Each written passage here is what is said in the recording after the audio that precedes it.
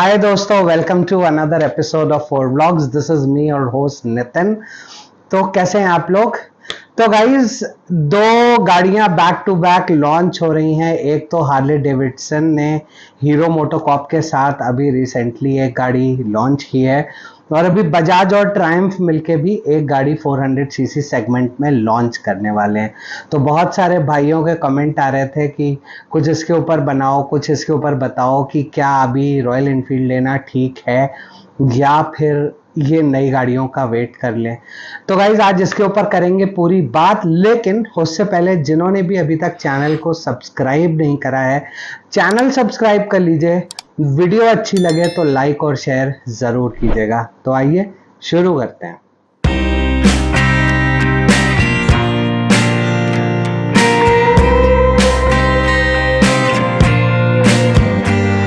देखिए, मैं किसी भी ब्रांड के अगेंस्ट नहीं हूं, मैं किसी भी गाड़ी के अगेंस्ट नहीं हूं, लेकिन कुछ ऐसी बातें हैं जो रॉयल एनफील्ड को बादशाहत या कह सकते हैं कि बादशाह बनाती है अपने सेगमेंट का।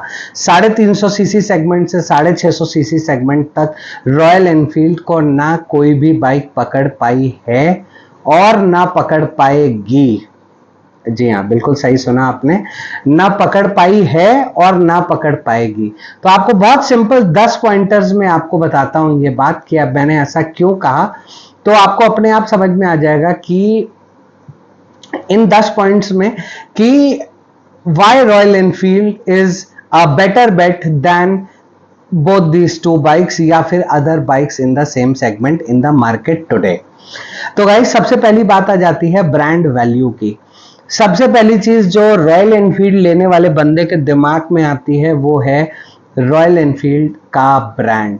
Royal Enfield is all about biking, it is all about brotherhood. उसकी मार्केटिंग की स्ट्रैटेजी इतनी जबरदस्त है कि उसको आज तक कोई भी बाइक कंपनी पकड़ ही नहीं पाई है। उसके पीछे का सिंपल रीजन ये है गाइस कि देखिए, रॉयल एनफील्ड कभी भी रेस पर्सपेक्टिव से कोई बाइक नहीं बनाता है, वो बहुत प्रैक्टिकल पर्सपेक्टिव से बाइक बनाता है।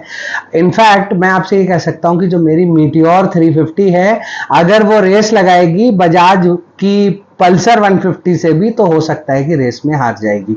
लेकिन अगर मैं अपनी इस मीटियोर 350 को नॉन स्टॉप 500 किलोमीटर चलाना चाहूं तो ये जरूर चल जाएगी, लेकिन बेट लगा सकता हूं कि Bajaj Pulsar 150 500 kilometre non stop नहीं चल पाएगी।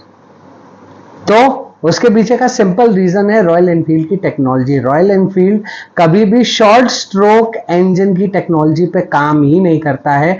They always believe in long stroke engine. Long stroke engine का सबसे बड़ा फायदा आपको यह होता है कि आपको इनिशियल लो गियर्स में टॉर्क बहुत अच्छा मिलता है, जो कि आपको किसी भी टेरेन पे, चाहे वो पहाड़ हो, चाहे वो माउंटेन्स हो, चाहे वो रेगिस्तान हो, कहीं पे भी पुल ओवर करने के लिए बहुत इफेक्टिव होता है। जबकि ये चीज आपको बाकी बाइक्स में देखने को नहीं मिलती है।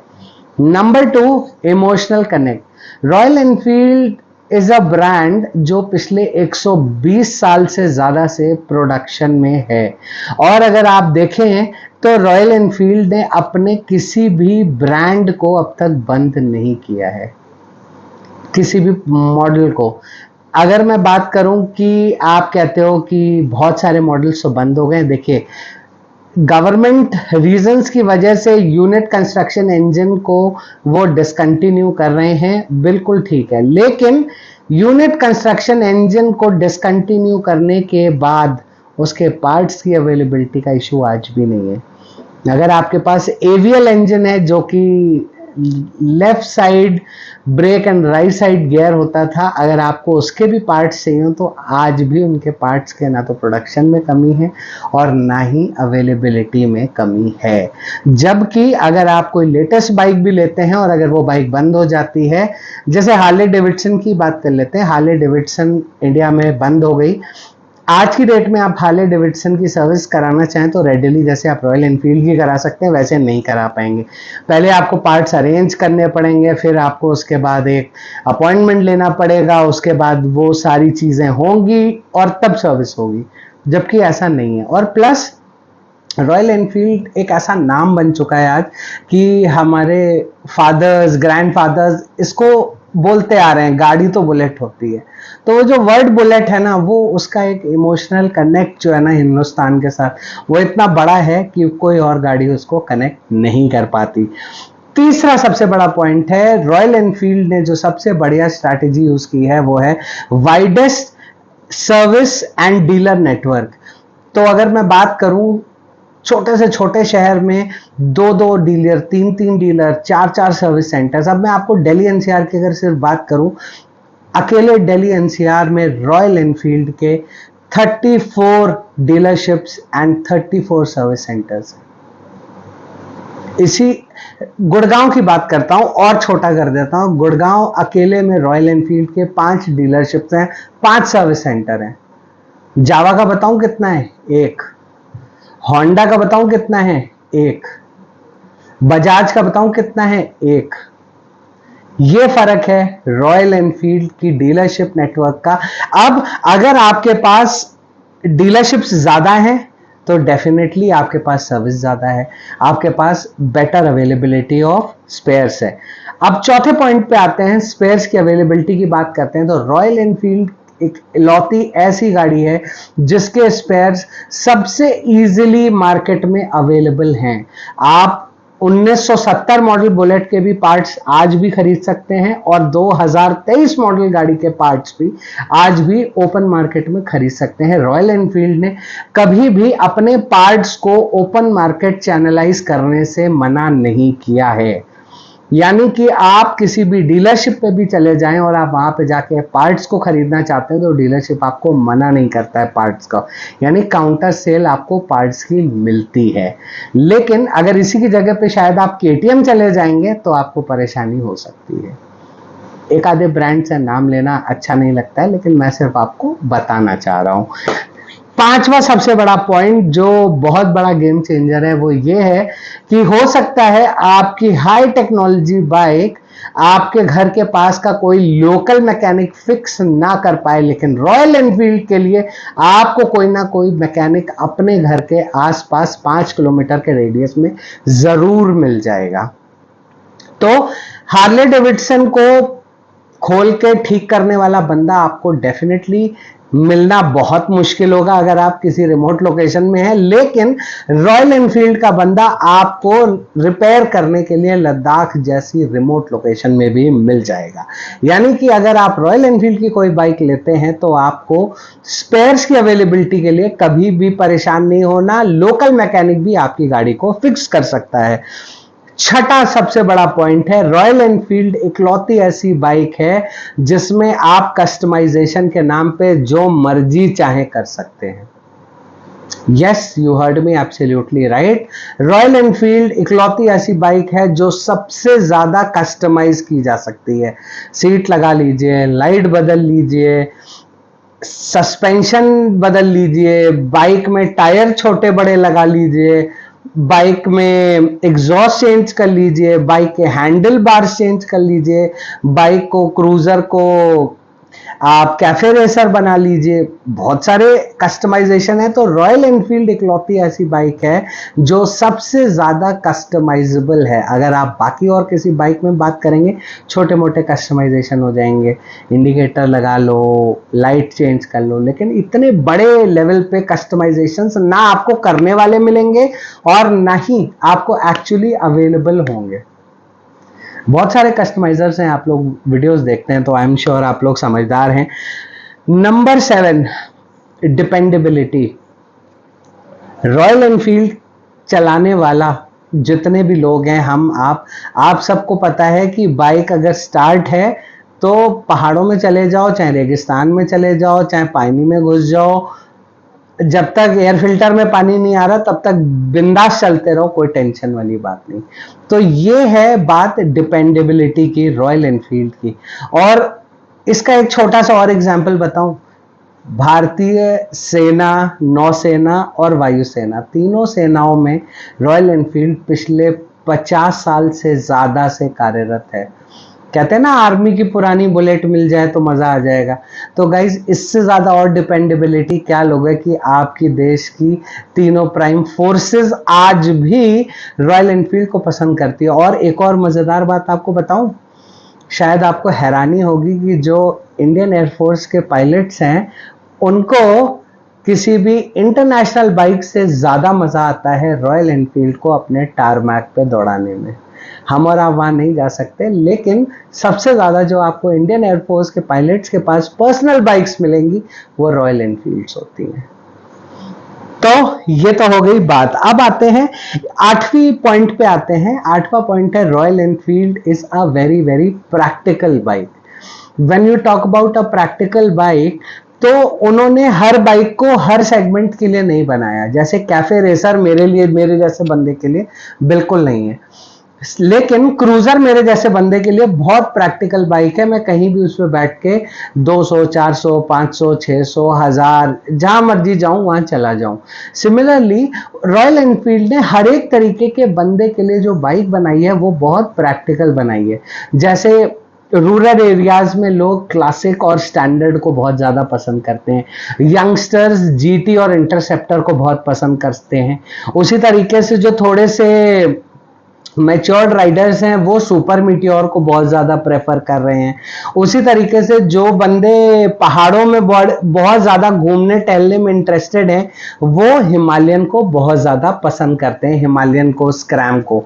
तो ये जो चीज है बहुत ही ज्यादा रॉयल एनफील्ड को एक वर्सेटाइल और एक प्रैक्टिकल बाइक बनाती है। इसके बाद 9वां पॉइंट है रॉयल एनफील्ड की टेक्नोलॉजी। रॉयल एनफील्ड का जो अगर मैं आपको बताऊं तो रॉयल एनफील्ड के कई सारे टेक्नोलॉजी सेंटर्स हैं। उसमें जो सबसे बड़ा इनका टेक्नोलॉजी सेंटर है वो यूके का टेक्नोलॉजी सेंटर है। यहाँ पे बाइक्स की एक्सटेंसिव रिसर्च की जाती है। अब आपको इसका एक बड़ा सिंपल सा एग्जांपल देता हूं। इंटरसेप्टर, कॉन्टिनेंटल जीटी और सुपर मिटियोर, इन तीनों बाइक्स में आपको सेम इंजन आता है 650 पैरेलल ट्विन। लेकिन अगर आप पुल अप करेंगे गाड़ी को तो इनिशियली ना तो इंटरसेप्टर आगे जाएगी ना जीटी आगे जाएगी, सुपर मिटियोर आगे जाती है। तो ये टेक्नोलॉजी है, ये उस तरीके की ट्यूनिंग है, ये उस तरीके की लेटेस्ट टेक्नोलॉजी को यूज करते हुए और अपनी मैपिंग्स को इतना एडवांस करा है रॉयल एनफील्ड ने कि सबसे भारी बाइक होने के बाद भी सबसे इनिशियल पिकअप सबसे बढ़िया उठाती है। Obviously on a longer run जब आप चलोगे तो वो बाइक 175 तक जाती हैं, ये 165 के आसपास जाके डंप हो जाती है। बट दैट्स प्रैक्टिकल क्योंकि उसमें 40-45 किलो वेट ज्यादा है। But I am just telling you कि टेक्नोलॉजी का इस्तेमाल कितने बढ़िया तरीके से किया गया है कि आपके इश्यू को कितने बढ़िया तरीके से मैप किया गया। अब अगर टेक्नोलॉजी का यूज नहीं होता तो इश्यू मैप नहीं होता। Last but not the least point, Royal Enfield is a bike that is made for India. Yes, Royal Enfield Hindustan के लिए बनी हुई बाइक है। चाहे आप उसे गुड़गांव की सड़कों पे चलाइए, चाहे उसे राजस्थान के रेगिस्तान में चलाइए, चाहे उसे मनाली के पहाड़ों में घुमाइए, और चाहे आप उसे कश्मीर की वादियों में बर्फ के बीच में चलाइए। Bike is a completely practical and an emotional bike. So ये था एक छोटा सा review why you should buy a Royal Enfield। आज का आखिरी इंफॉर्मेशन कह सकते हो, ये एक एडिशनल पॉइंट है। Now let's talk about the very last point. ये एक एडिशनल 11th पॉइंट है। रॉयल एनफील्ड की 350 सीसी सेगमेंट की सारी गाड़ियों में एक ही इंजन है, जे सीरीज। 400 प्लस सीरीज यानी कि हिमालयन अभी एडवेंचर आ रही है, स्क्रैम और हिमालयन में 411 सीसी का वही सेम इंजन है, 450 में वही सेम इंजन है, और 650 सीसी मीटियोर में, इंटरसेप्टर में, कॉन्टिनेंटल में सेम इंजन है। कभी सोचा है क्यों? जितने ज्यादा इंजन उतने ज्यादा पार्ट्स की इन्वेंट्री, उतनी ज्यादा पार्ट्स की स्कैरसिटी। गेम समझ आया? 350 सीसी का इंजन है, उसमें 5 अलग अलग बाइक्स हैं। हंटर को एक अलग तरीके से मैट किया है कि 125 130 जाती है, मीटियोर को अलग इस तरीके से मैट किया है 120 तक जाती है, क्लासिक को इस तरह मैट किया है कि 125 से 130 के बीच में रह सकती है। तो ट्यूनिंग का खेल खेला, लेकिन इंजन सेम रखा है। इसका बेनिफिट हिमालयन ले लो चाहे स्क्रैम ले लो, इंजन सेम है, ईसीयू सेम है। अब इसका बेनिफिट कहां मिलता है? इसका बेनिफिट मिलता है आपको एज अ कस्टमर जब आप बाइक खरीदते हो, कि स्पेयर पार्ट्स की जो अवेलेबिलिटी है उसमें इश्यूज नहीं आते हैं। अगर मीटियोर के सारे पार्ट अलग कर दो, हिमालयन के सारे अलग कर दो, स्टैंडर्ड के अलग कर दो, क्लासिक के अलग कर दो, हंटर के सारे अलग कर दो, तो प्रॉब्लम आ जाएगी ना, परेशान हो जाओगे। पार्ट्स फिर तो वाकई में इन्वेंट्री बहुत बड़ी हो जाएगी। अब रॉयल एनफील्ड की पिछले 10 साल की बाइकों के ऊपर सोच के देखिएगा। क्लासिक चल रही थी, सेम इंजन, BS3 में भी सेम था, BS4 में भी सेम था, एवीएल इंजन बिल्कुल सेम था, थंडरबर्ड में वही यूसी इंजन, क्लासिक में वही यूसी इंजन। एक आती थी बाइक लाइटनिंग, उसमें कौन सा इंजन था? AVL engine. स्टैंडर्ड थी एवीएल इंजन पुरानी।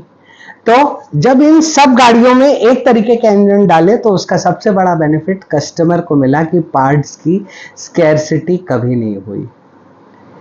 ये सबसे बड़ा गेम है रॉयल एनफील्ड का। अब अगर मैं बजाज का ही लाइनअप पिछले 10 साल का बता दूंगा ना, तो आप लोग बजाज फैंस मुझे गालियां देने लगेंगे। Pulsar 160, Pulsar 135, Pulsar as, Pulsar series में ही चले जाएं, एवेंजर 180, एवेंजर 180 स्ट्रीट, 220 क्रूज, बहुत सारी हैं और बहुत सारी बड़ी इन्वेंट्री है। बाइक बंद होती है, डीलरशिप्स में इन्वेंट्री बंद हो जाती है, कस्टमर परेशान घूमता रहता है। तो आई होप आज आप लोग समझ गए होंगे कि क्यों मैं रॉयल एनफील्ड को हमेशा प्रमोट करता हूं and why you should buy a Royal Enfield. So think about your choice before making it. With this note, this is me Nitin signing off from Ford Vlogs for the day. मिलेंगे आपसे बहुत जल्दी एक और नए video में. Till then, stay tuned, stay safe, stay secure. Goodbye.